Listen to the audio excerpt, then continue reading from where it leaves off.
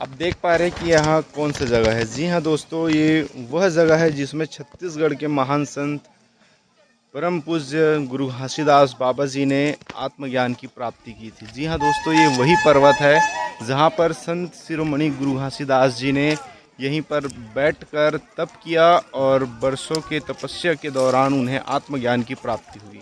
जी हाँ दोस्तों, ये वही औरा धौरा का पेड़ है और वही छाता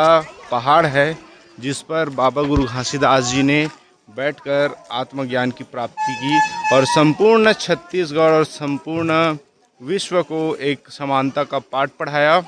और जिस पर चलकर आज संपूर्ण मानव समाज एक